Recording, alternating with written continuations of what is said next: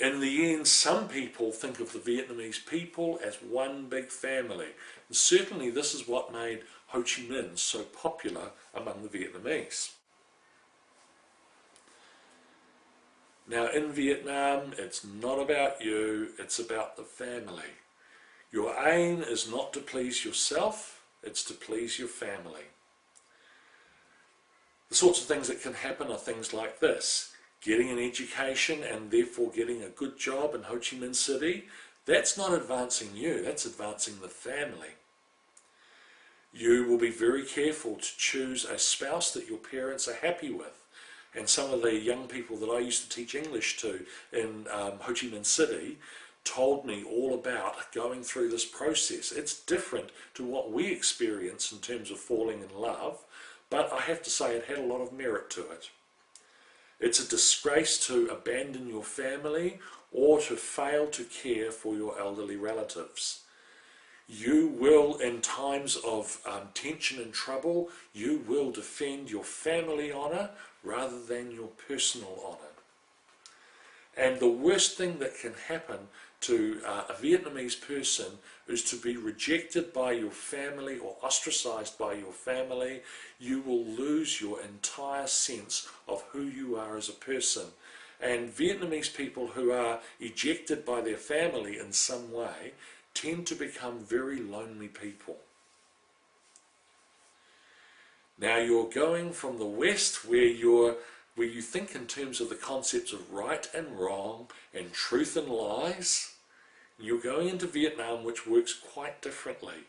In Vietnam, it's not about right and wrong or truth and lies. It's about how you are perceived in public, which means it's about honour and shame. And one of the things that used to frustrate me, even after 2 years of living in Vietnam, was that I found that still people often didn't say what they were really thinking. And as a Westerner, I confess, it still drove me nuts. But the reason they do this is because they don't want anyone to lose face, they don't want to lose face themselves, and they don't want you to lose face either. So they say what is best, not for themselves, but for the honour of their family. They say not even what's right and true, but what works best for the honour of their family. If it's a lie, it doesn't matter as long as the family is honoured. But at the same time, they don't want you to be upset or unhappy either. And so what we used to find an awful lot in Vietnam was that people suppressed their anger and they smiled instead. Now a smile doesn't always mean one thing. A smile could mean lots of things. You had to learn to read what a smile meant, but they smile a lot. And they genuinely want you to be happy at that point in time, which is why sometimes they'll tell you what you don't want to hear, or why they won't tell you what you do want to hear. But it's not that they're bad people, it's just that they have a different concept of what matters in terms of a public interaction with you. Now, you would think that because of all this, when a Vietnamese person gets personal, they would be very sensitive to your feelings.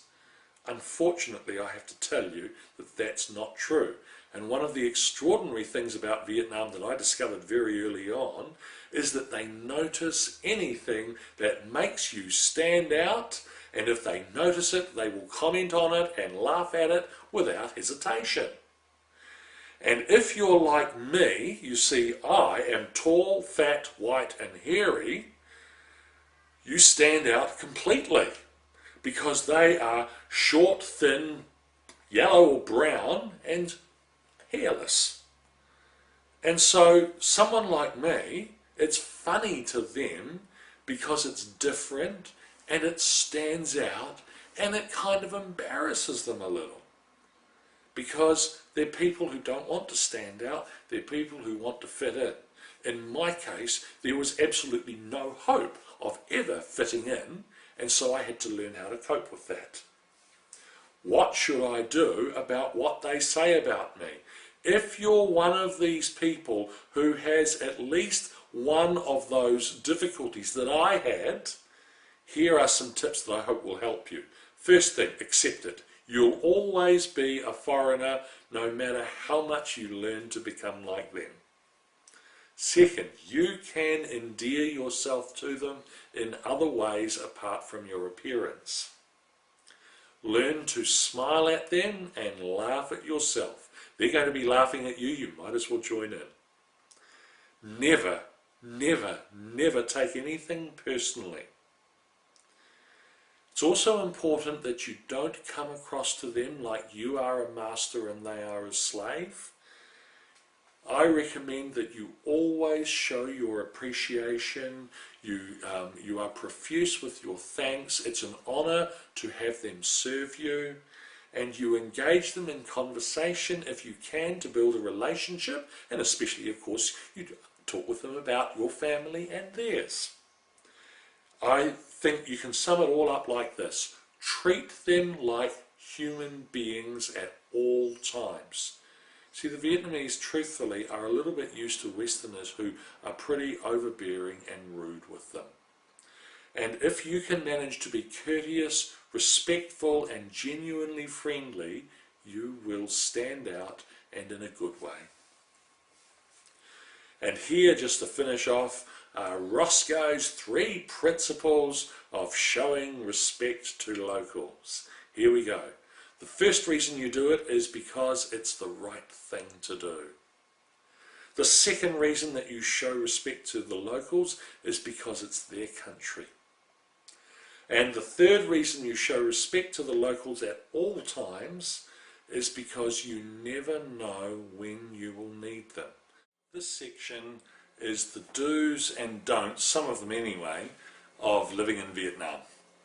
It's not that we expect you to remember all of these and never make a cultural mistake. We all make cultural mistakes constantly. But hopefully, if you remember one or two of these things, it will help you in situations where you might be all at sea otherwise. The first rule that you need to remember at all times is the number one don't. Don't ever lose your temper if you can help it. Now, it's true that we all have moments, but this is a culture where losing your temper means losing face, and it's not just you losing your face, it's also them losing their face.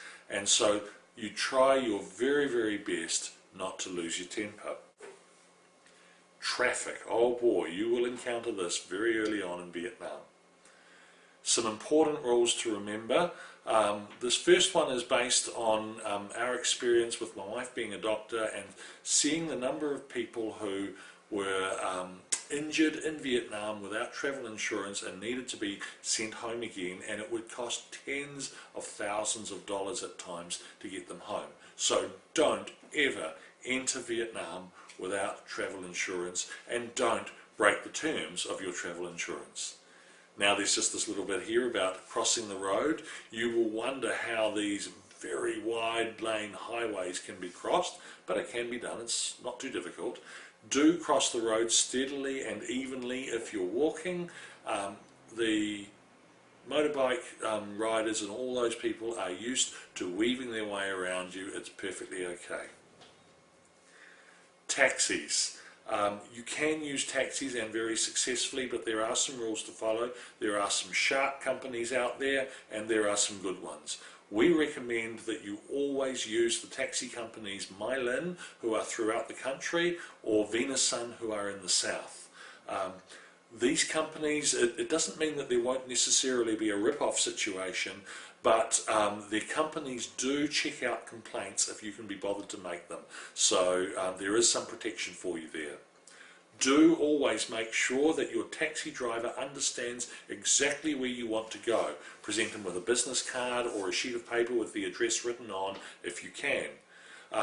This is a country where you pay the taxi according to the taxi meter. Make sure that the taxi meter is started properly right from the start of the trip, and if you suspect that it hasn't been, loudly demand to get out of the cab at once. Do put on the seatbelt if you're sitting in the front seat. If you're sitting in the back seat, hardly anyone ever does it. Don't sweat the smallest change. It's okay to give them a little bit extra when you're